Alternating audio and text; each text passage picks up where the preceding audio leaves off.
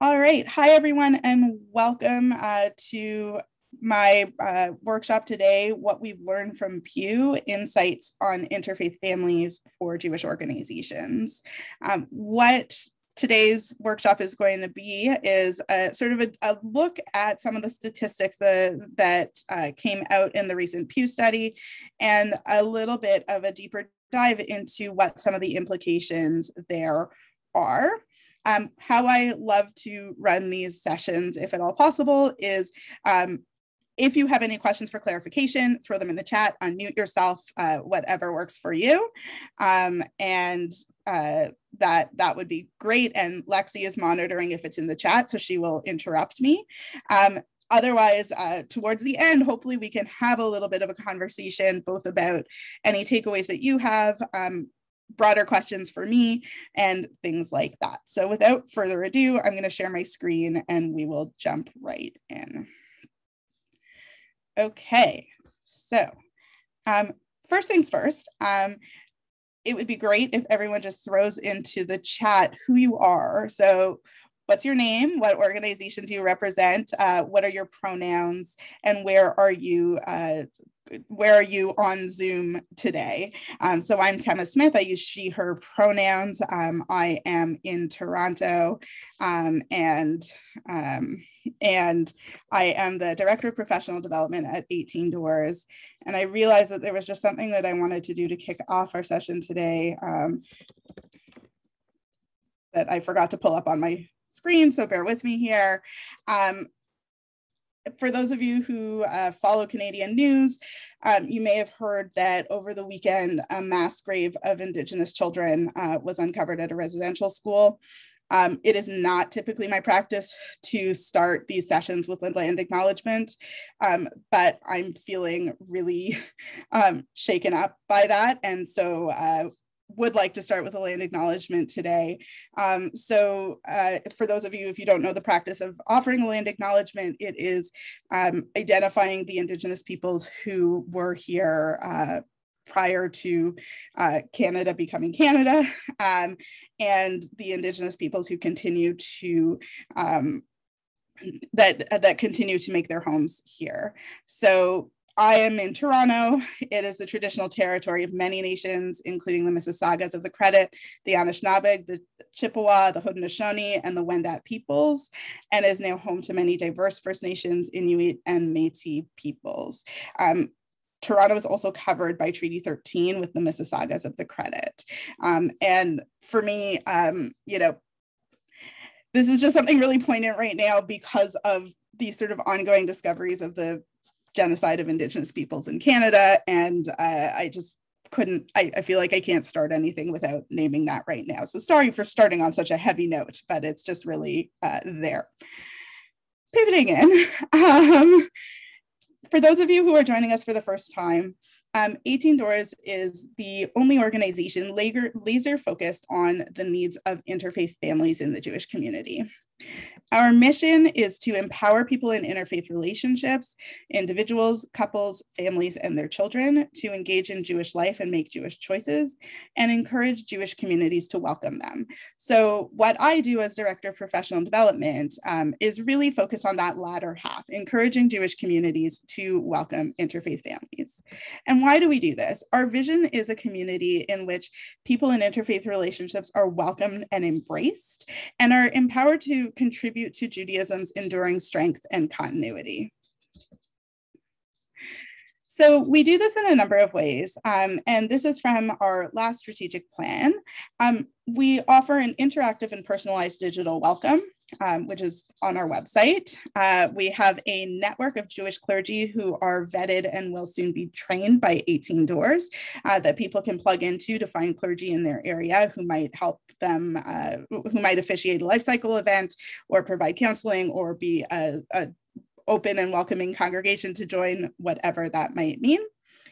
We have codified programs offered by our clergy fellows. We have 2 cohorts of fellows all over North America who are offering programming. And we train and support Jewish institutions and professionals. Again, that is what we are doing here today. So one of the frames that I like to bring to the conversation around interfaith families is this idea of bias. We talk about this a lot when we talk about various aspects of diversity, equity, and inclusion. And I think it's actually a really useful lens when we talk about interfaith families in a Jewish context to start here. So what do I mean when I talk about bias? And I'm really using this, sorry, my dog is now barking at the neighbor's dog.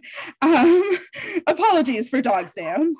A bias is a tendency, inclination, or prejudice toward or against something or someone that results in a cognitive shortcut in determining the characteristics of that person or thing.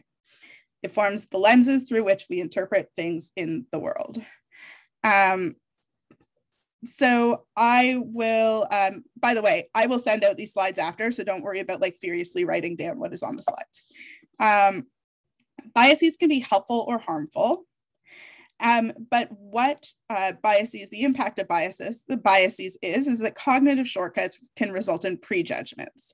And so when we're talking about interfaith families, it's really important to sort of keep that in mind. And prejudgments, of course, can be positive or negative, but very often when we talk about this, these are things in this context that lead us to not display the welcome or the embrace that we aspire to.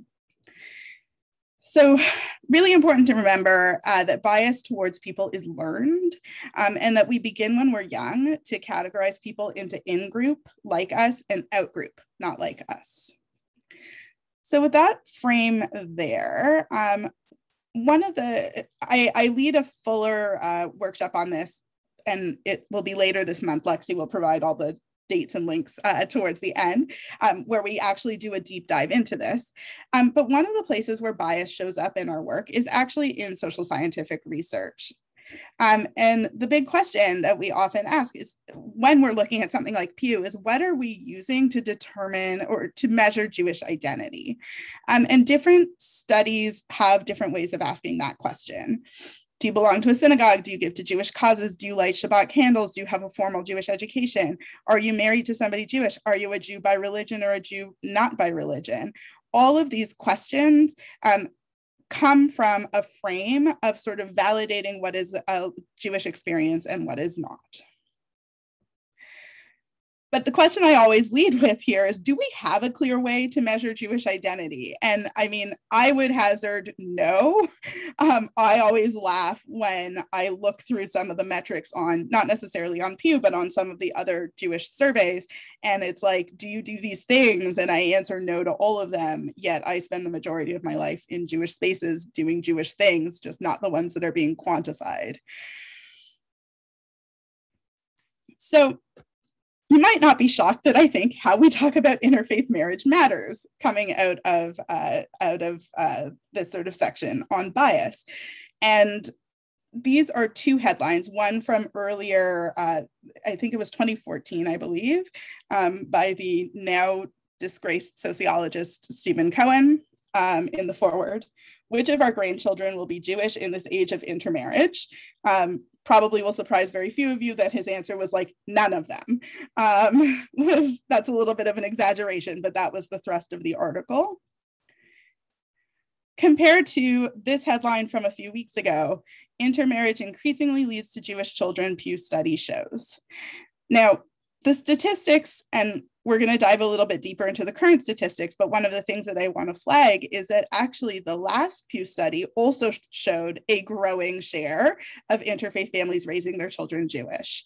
So this headline was equally valid at the moment of which of our grandchildren will be Jewish in this age of intermarriage. But that's not how it was presented. And I think for those of you who were working in the community around the time of the last Pew study, you probably remember a lot of panic about what it said about Jewish families. So let's dive into the data.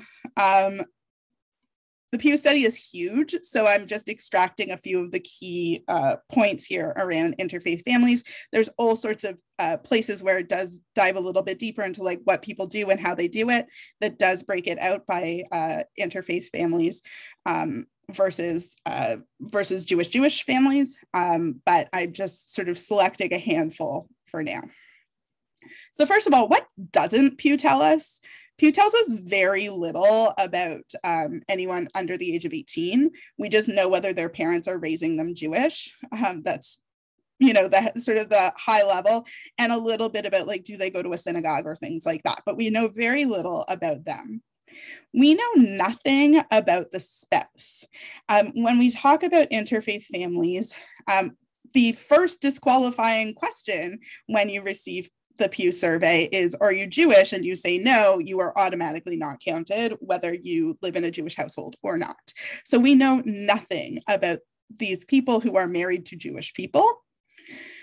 We don't know really anything about conversion. So first of all, we can kind of extrapolate based on the data percentages of people who have converted, but what we don't know is about interfaith families who become Jewish families when a conversion happens later, or extended families where somebody has converted and then it's an extended interfaith family. So we know very little about that.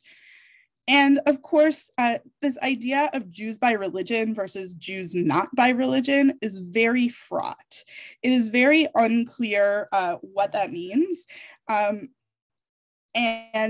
for many people, a culturally Jewish identity is a rich, engaged Jewish identity, even when they identify as not Jewish by religion. And I think a lot of the way that when we talk about bias and the way people perceive data, something about the way that it's phrased about Jewish by religion versus Jewish not by religion almost seems hierarchical, and it really should not be viewed that way. These are just two different ways to relating to Jewish identity. So, not a huge surprise, the number of people who marry somebody who is not Jewish has steadily risen since the 80s. So before 1980, you had about 18%. In the 80s, 42%. So the two columns, the light blue is all Jews and the dark blue is Jews excluding Orthodox. In the 90s, you've got about 37%. So it's pretty stable from 80 to about 2009. And then you see a jump 2010 to 20. What we know, that number, that 72% figure of non-Orthodox Jews who are married to somebody who's not Jewish, that 72% figure has been around since the last Pew study. So one of the things that is a little bit different, and some of the side-by-side comparisons are a little tricky, is that they actually used a different research methodology to gather the data. So the first one was random dialing. This one was address-based sampling. I am not a quantitative researcher, so I don't really understand why it led to very different results, but where they sort of suggested that there could be some cross comparison, I will draw out those comparisons, but they sort of suggested maybe don't look at the data side by side on a lot of things. But that 72%, I think, is a fairly reliable indicator that when we're talking about Jews outside of Orthodox communities, we are talking about the vast majority of recent marriages are interfaith. 1/3 of married Jews by religion have a spouse who is not Jewish. So, you see that here, 32% of Jews by religion and 79% of Jews of no religion. What is really interesting about that is that, again, because people tend to see this idea of religion versus no religion as hierarchical, I think this complicates that a little bit, where 1/3 is not a small proportion. So when we're looking at this, I think that's very important to bear in mind. What is also interesting is this is the first time that Pew has asked the question about race and ethnicity. And what we see is that for interfaith families, there is a higher proportion of interracial, interethnic marriages. So we're also talking about a racially and ethnically diversifying group of people.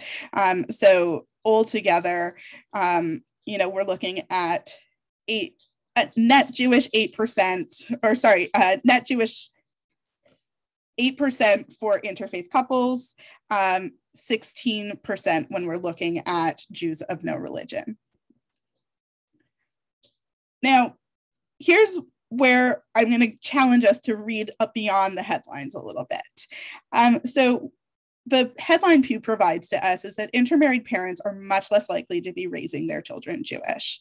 And on the surface of it, we see this, that 96% of Jewish couples are raising their children as Jewish exclusively, 1% partly Jewish. So a full 97% here. Probably not that surprising given that both people in the household are Jewish. Where the spouse is not Jewish, of course, we see a lower number there. But I'm going to challenge us to see this a little bit differently. I think I lost a slide. It might pop up later. What we're actually seeing is that a full 69% of interfaith families are raising their children Jewish in some way. 28 plus 29 is 57% exclusively Jewish. So that is, again, a majority. Another thing that we know about interfaith couples is that many of the people who are married to somebody who is not Jewish do not identify with a particular branch of Judaism, so a particular denomination. We also see here that people who are raised by one Jewish parent are considerably more likely to marry somebody who is not Jewish.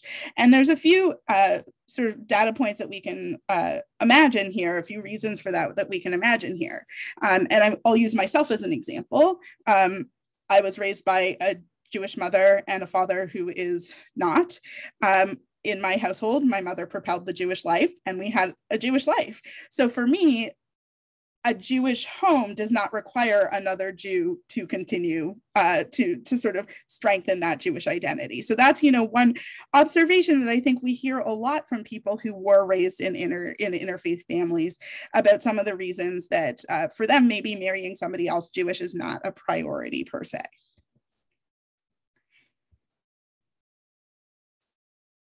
So let's look at this again. There's the missing slide. The majority of Jews married to people of a different background raise their children Jewish.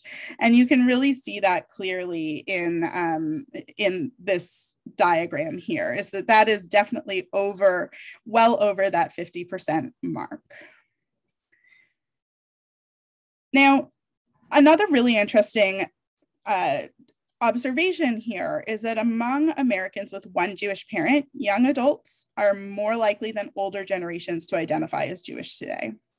So you can see here that 47% of adults between the ages of 18 and 49 who were raised by one Jewish parent identify as Jewish today, compared to 21% of those 50 and over. Now, also interestingly, the majority of people who are married to somebody who is not Jewish still identify as Jewish. Now, let's think about this in a couple of different ways here. More than 2 times as many people with one Jewish parent between the ages of 18 and 49 identify as Jewish than those 50 plus. That is remarkable. And a majority of people who grew up Jewish and are married to somebody who is not Jewish still identify as Jewish today. And one of the things that I would love to dive into a little bit more deeply is looking at some of these age breakdowns and trying to understand what was going on at various times that led people to identify more strongly as Jewish. So as an example, there's a very clear sort of trajectory once in the 80s, the Reform movement passes the resolution on patrilineal descent. And in the 90s, the conservative movement makes Kirov a priority, engaging interfaith families a priority, that you see this growth of interfaith families raising their children as Jewish and those children identifying as Jewish. So what can we learn about why interfaith families do not engage? And then we're going to spend some time talking about what we have learned about how interfaith families do engage. And hopefully taking those two things together, we can start to think about some of the ways in which we might sort of address the lack of engagement that concerns many of us. So our founder, Ed Case, actually asked Pew to pull a handful of additional statistics. And so I am basing this off of his observation, off of what they provided to him. So as far as religious services go, synagogue services, a full 24% of Jews married to somebody who is not Jewish don't think they know enough to participate in the service. That is 10% higher than Jews married to other Jews. 10% say they feel pressured to do more. 8% say that they don't feel welcome, and 4% say people treat me like I don't belong. So what we're seeing is a little bit of still feeling othered, but also I think very importantly, and this is people who say that they would go or imply that they would go, that people feel like they don't necessarily have the tools to participate in the ways that make sense to them. We also are really seeing here this challenge of belonging, welcoming, engaging, embracing. 27% of Jews married to other Jews say that they feel that they belong to the Jewish people a great deal. When you compare that to Jews married to other Jews, that is 72%. And so the question here that I think we need to be taking a hard look at is what is making people who are married to people who are not Jewish not feel that they belong to the Jewish people.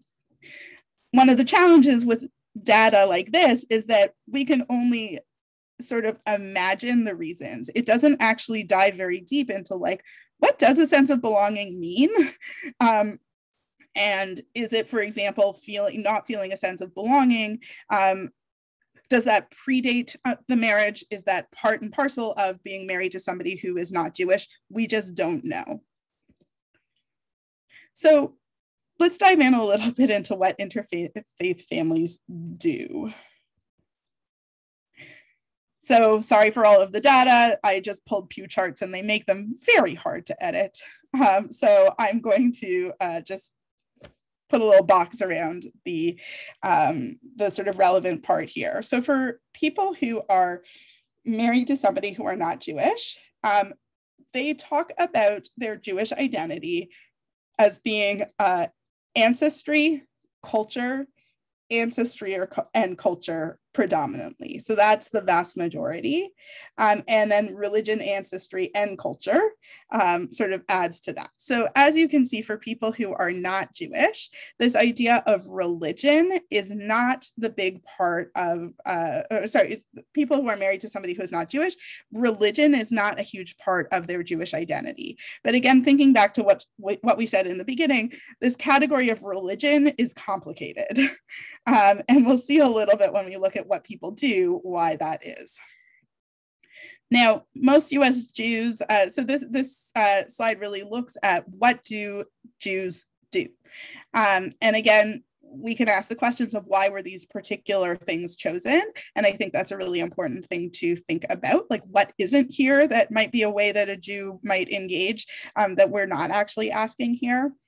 But we see that 58% cook or eat Jewish foods, 61% share Jewish culture and holidays with friends who are not Jewish. And then we see other things like visit historic Jewish sites when traveling is 42%. Watch TV with Jewish or Israeli themes is 37%. The lowest of actually for almost all of the categories here is participate in online conversations about Judaism.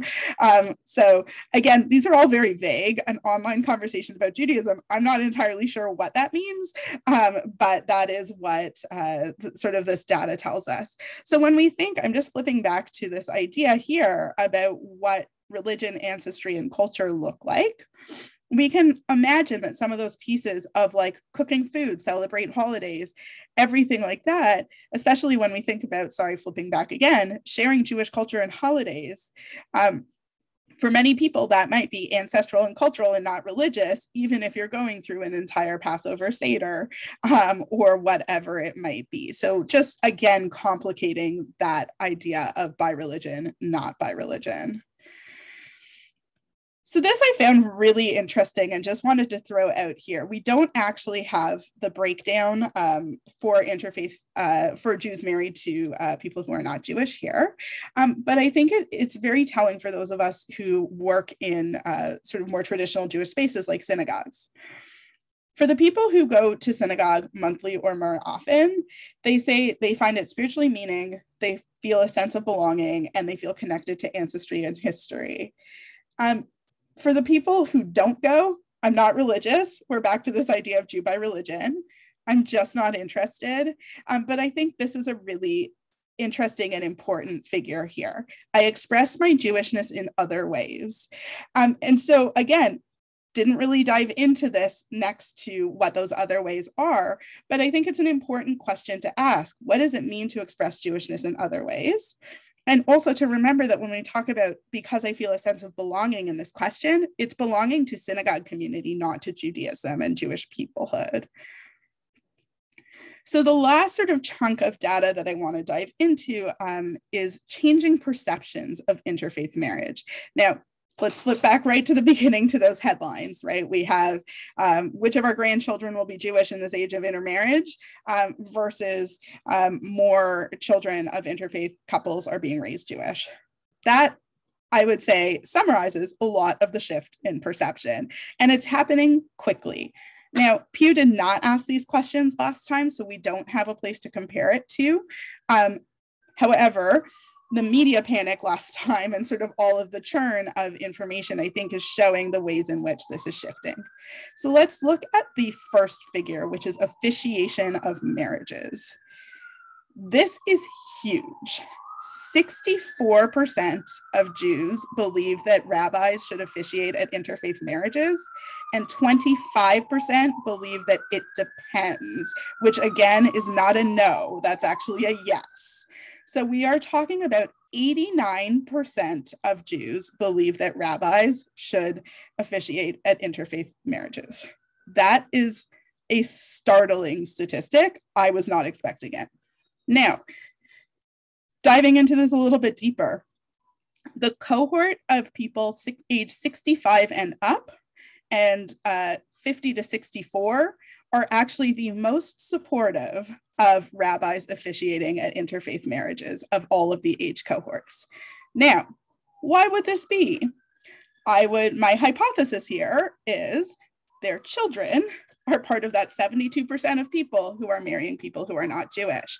And I'm sure for many of us who work in community, you can imagine the rupture that might happen between them and their rabbi when their rabbi will not officiate their child's marriage. So, this is, I think, a sign of pressure to come on different movements of Judaism. Interestingly, so of course, Reform leaves it up to the rabbis whether they would like to officiate or not. The vast majority of Reform Jews are supportive. The conservative movement that currently does not allow their rabbis to officiate, 53% say that the rabbis should, and 36% say that it depends. So again, we're looking at an 89% figure there.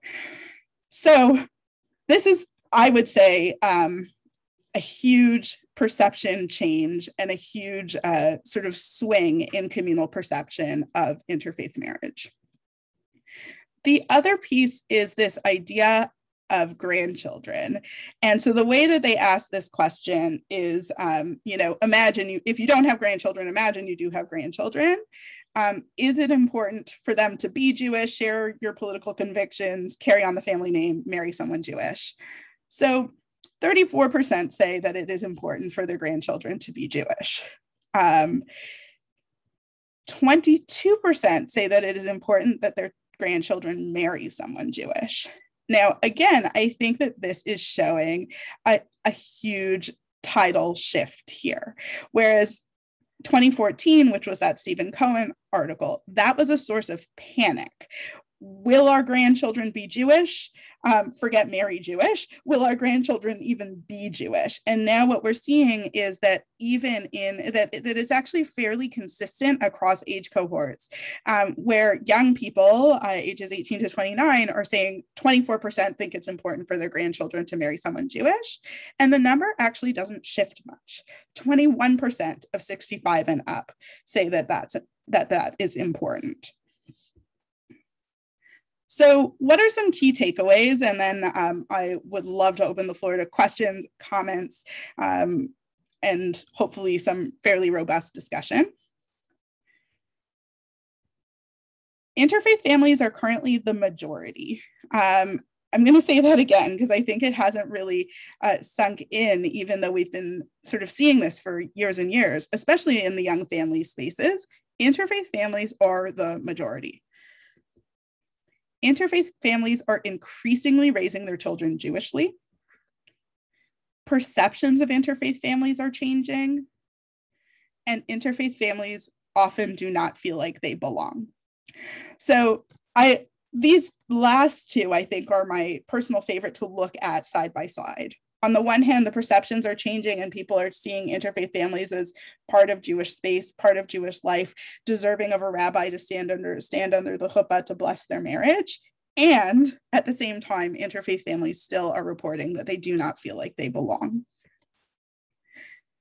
So before I wrap and open it up for questions and conversation, one of the most important pieces that I hope everyone takes away is that as we're looking at this data through the lens of how to include interfaith families, this is not something that's just a one-off, like, okay, we're going to address it on a policy level, we're going to do this and that and the other.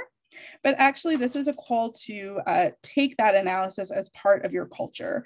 Interfaith inclusion really only works when it's on the ground floor of the work that you're doing. So that is the end of my slides. I'm going to stop them so that we can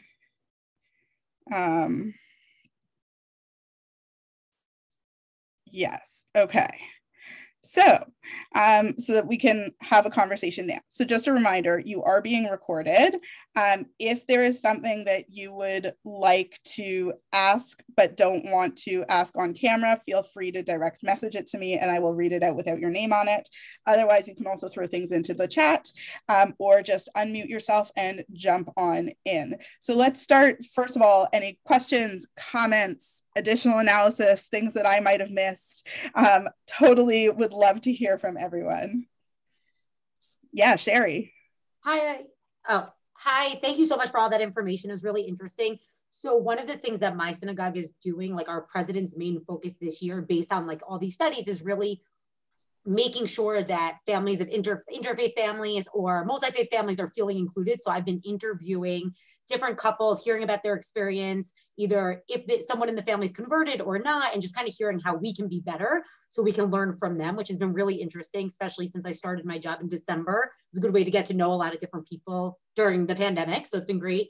So I think some families have been saying that in programs specifically for interfaith families has like potentially could be a good idea. And then other families are like, no, we feel so included. We don't need our separate programs. And obviously I think it's a personal thing. What do you think, or what does anyone think about that? Like, I feel mixed things. Like, I'm part of an interfaith relationship, and I think interfaith events could be really cool for us. And then also, we also feel included. So like, I don't know the right answer. Right. And I think you're pointing to something that I know almost everyone on my webinars has grappled with. And I know that is an ongoing conversation that we have as a team. And the answer is both and. The real challenge is for some people, they just want to be seen as another Jewish family in the community, where one person in that household is not Jewish and participates in whatever way is comfortable for them. And they're just going to show up, and they don't want to be necessarily like named or identified as an interfaith family in any way. They're just there to participate as Jews. On the other hand, you have a lot of people who do want to have either conversations with other families. They might have a challenge that they want to work through around how they're observing holidays in their home or whatever it might be. And so the answer, I think, is just keep listening to your people. And don't, I mean, I think one of the big mistakes people make is saying like, oh, we're going to do this great program for interfaith families, so I'm just going to send it out to all of the interfaith families and then follow up with all of them personally. That might not be the right approach when you're hearing people say, I'm not interested in that. And if you only target the interfaith families, you actually might be missing people beyond that. So, making sure to communicate to the fullness of your community, I think is really huge, and really just taking the cues from the people inside. The needs of every family, interfaith and otherwise, is different. And what people want to do together is going to be really different. Yes.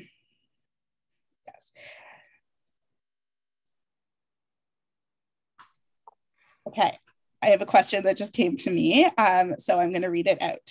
I encounter a lot of fear from other clergy, also congregants, that is directed around being more inclusive of interfaith families. Do you have strategies for dealing with this?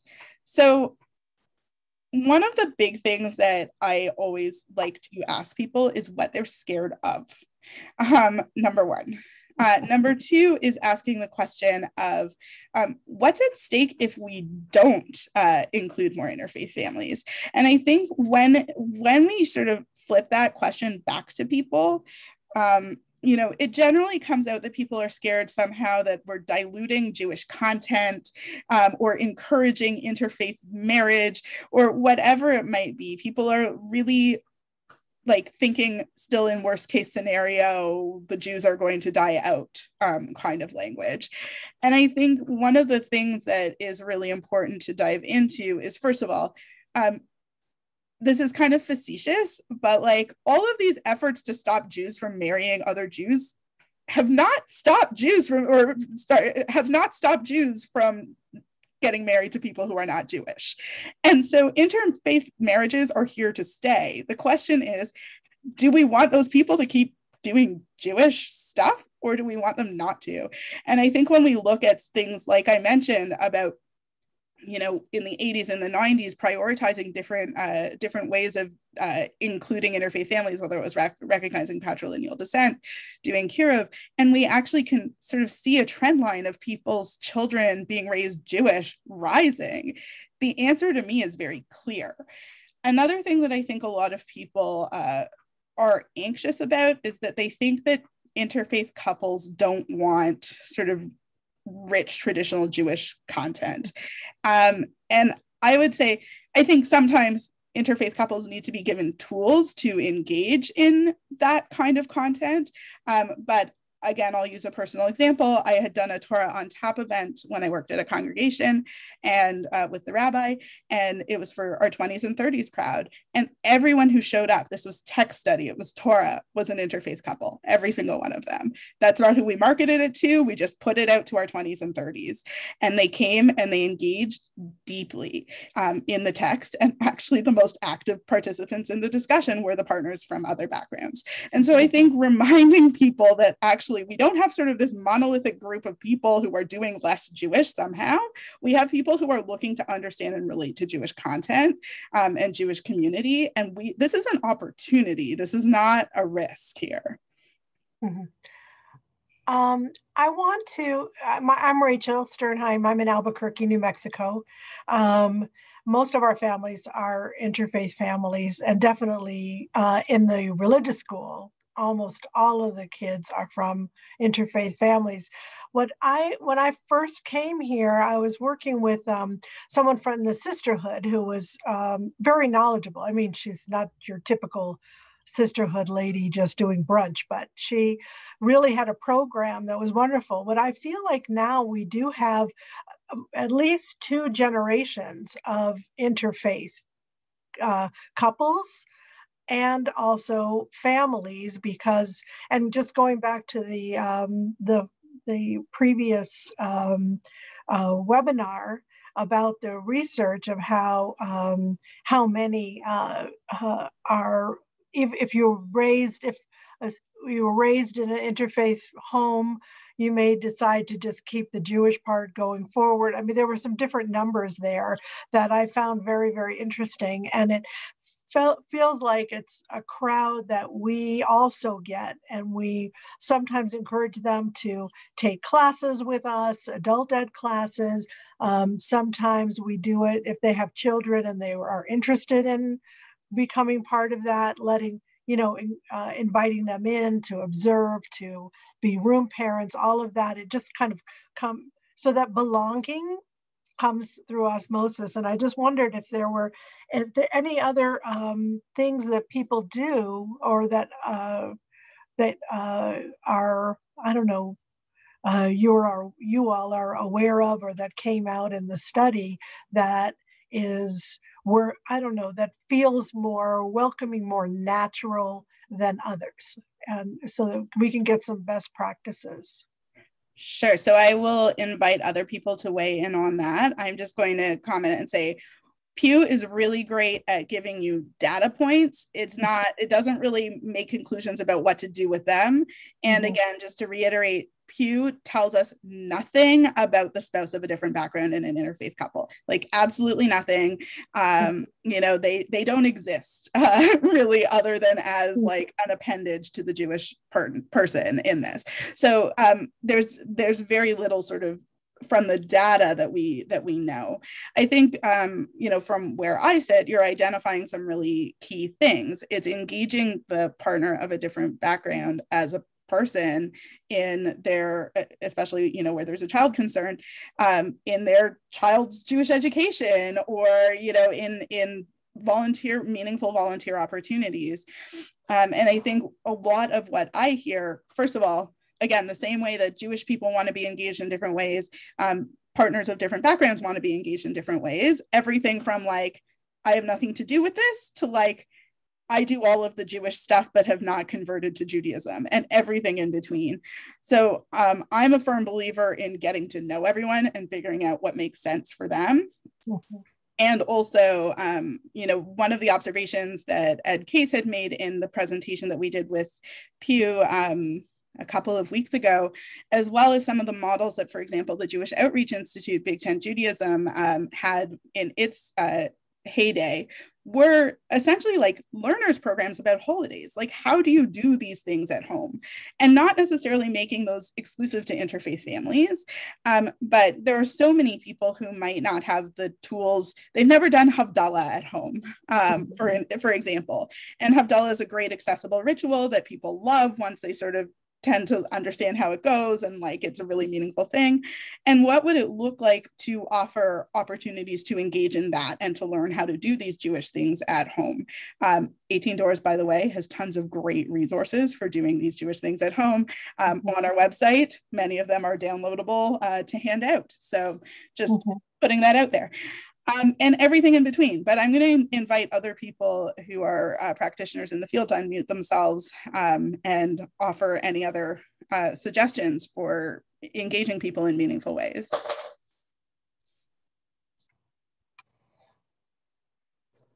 I think one of the conversations happening at synagogues is, should non-Jewish spouses be on boards?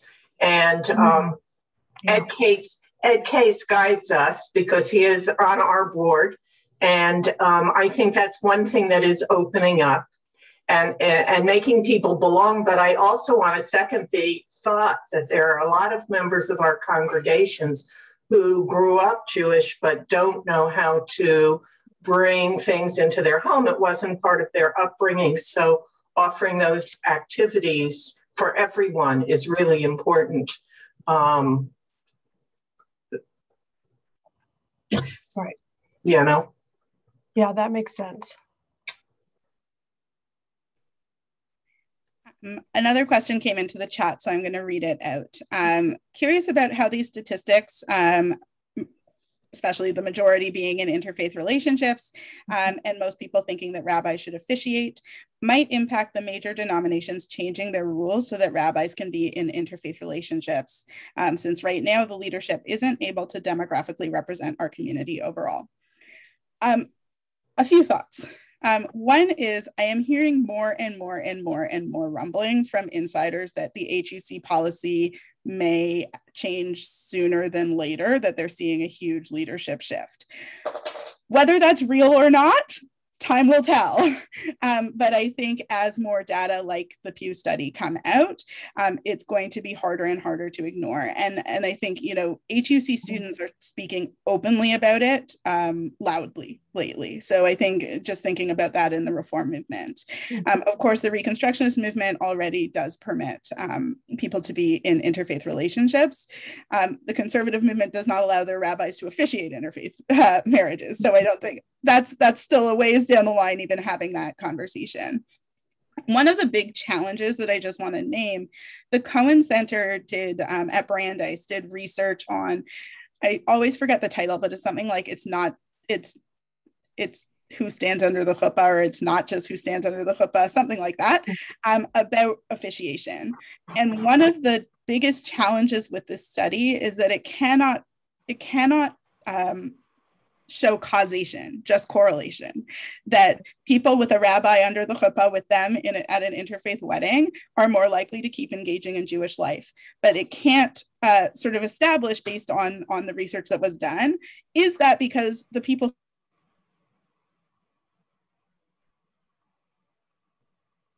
and therefore the rabbi was just one part of that? Or was there something about having a rabbi at that moment that made them more likely to engage? The one thing I think we can reasonably conclude, though, is that the people who heard a no from a rabbi might be less likely to engage. And that's something that we hear anecdotally over and over again, that people who are seeking out clergy in those moments are deeply hurt when they're told that they cannot have clergy in those moments. So there's sort of two pieces to this puzzle. There's the officiation piece, and then there's the rabbis themselves piece. I think we're going to see a lot more open conversation, especially about the rabbinical student piece, and we'll see where it ends up. I will say I was following it very closely in the Reconstructionist movement when it was happening. I was working in a Reconstructionist congregation at the time, and it was very controversial, even in such an open movement, that people did transition out of leadership roles in their rabbinic assembly, the Reconstructionist Rabbinical Association, over differences in opinion about whether it was the right thing to do or not. So it is complicated, but I am hearing more people talking about it. So, and more people in like positions of authority talking about it. So we'll see what happens. I'd like to add one other suggestion, something I came upon when I was teaching Hebrew. Many of the at my school, at our temple school, many of the teachers are unaware of the degree of interfaith marriage in a congregation. So you fall into how you celebrated Christmas when you may have been asked, how did you celebrate the holiday? And the way a teacher responds to that is really important, that they need to understand that our kids are celebrating two holidays, especially something like Christmas, because they go to grandma's house, even if they don't have it in their own home. So that piece of training, I think, is really important. I also have to say my nephew, he's in his 50s now. He is part of an interfaith marriage. He went to the rabbi that he had had all his life. And he said, no, I won't marry you. And he has never walked into a synagogue since then.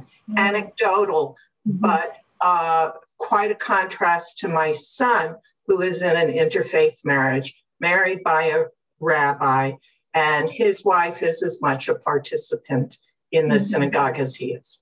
Yeah. I think I just want to pull out two things that you said that I think I think the officiation piece, like, I think all of us have heard that anecdote, right? And I think that is something really important to keep in mind, is that all of us have heard that story about somebody feeling very rejected by somebody they trusted. So, just sort of lifting that up. But the two pieces that I really wanted to pull out are the importance of training everyone in a frontline position, and frontline being broad. The sort of classic example is you call a synagogue, you say, the receptionist picks up, you say, hi, does your rabbi officiate in marriage? And the receptionist says, are you both Jewish? And they say, I am, and he's not. And the receptionist says, no, sorry, we don't do that here. Like, so that's a piece of the picture. It's like literally everyone in your organization, board members, people making announcements, everyone needs to sort of be coming along on this journey of understanding what it means to truly include. And teachers, I think you raise such an important point, and we talk about this at holiday time, that teachers, the way that teachers react in the moment and the way that teachers also control the reactions of other students. So, what sometimes this is changing, of course, as demographics shift. But, when I was growing up, Jewish kids would tell you you weren't Jewish if you did Christmas, like that sort of a thing.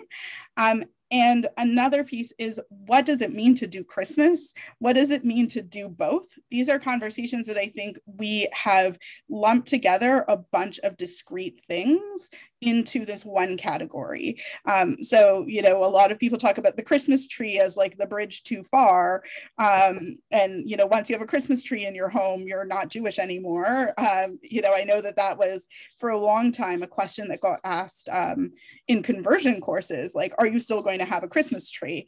And so I think when we think about that, though, what does that Christmas tree mean? Does it mean that, is Christmas a religious celebration? Is it something that you're carrying on from your childhood observance? Is it like fun to have a decorated tree in your house? And everything in between. And so I think, I've already emphasized this a handful of times, but really getting to know your people and getting to know what these things mean to them, I think is just going to be consistently an important thing for all of us who are practitioners in this field to do. I think I saw Esther's hand up. Hi, Esther, nice to see you. Sorry, I joined late, coming from another meeting. So many things. This is great. Tema, great graphics. Oh, I love when it's fun to read it and listen to at the same time. This past year on Zoom, phenomenal year. I was in people's homes and around the holidays, and I was tutoring children, I was teaching children, I was talking to the parents of the kids while we were tutoring in a way that I never had the opportunity. And every single one of my students, I want to say out of 5 students, 4 were intercultural, interfaith families, okay? Where one parent was Jewish, one parent wasn't Jewish, and clearly the kid was getting Hebrew school, and was in Hebrew school Zoom, right? So there was a commitment. Well, I have to tell you, I saw some beautiful Christmas trees this past year as I'm teaching in the background. And so at one staff meeting on Zoom, I said, hey, how many of you all are seeing the Christmas trees and commenting on them? Oh my gosh, I'm talking about, talking with 3 other teachers and the director. And I was blown away with, oh, it's so hard. I can't believe it. The kids must be so confused. I was like, what are you talking about? Did you acknowledge those trees in the background? I mean, I was like, you needed to say, I can see your tree. Wow. Do you have one every year? Like, do you have one every year? And what do you feel about it? And again, I'm upbeat, and my upbeatness isn't going to change whether they like that tree or not. My engaging them is going to make them feel like I've accepted them. That's who they are. That's part of who they are. Mm-hmm. And the parents come by and they go, oh, did you see this over here on the fireplace? I mean, that's their home. And they're here, and I'm tutoring them on the Via Hafta. Okay. So there's something to be said about acknowledging where they are and saying, hey, and now let's get back to the Via Hafta, and then the kid who goes, can I show you my menorah? While I'm looking at the tree in the background. All those conversations were critical with building the class on Zoom and the parent group, so that hopefully when we see them next in person, it's going to be like a little love fest. So, and again, so let me back up and say, I was shocked by the teachers who know that this is our student body and this is our parent body, and the reaction. It hurt me, and I felt like, can I do a session with the teachers? I can't volunteer fast enough. and they know I'm available for it. I want to have those discussions. We have them on the side, but it's I'm the stuckedness in that like, oh, reaction comes through. Yeah, I think you're absolutely right. Sorry for dog barking. He was so good. So of course, in the last few minutes, he needs to start stuff with the other dog. Sorry, I'm just going to grab him. Otherwise, this is going to be all you hear for the next 2 minutes. Okay. Oh, look how cute. He's in most of the Zoom recordings that I do these days because he just hassles the other dog. It's just the reality. Okay. Yes, just to go back to what Esther was saying before we were so rudely interrupted by my puppy. I think, Esther, you're naming something really key, which is that people want to feel seen and validated. And we did a webinar in December about this, recognizing the going into the home thing was going to be a little bit different this year.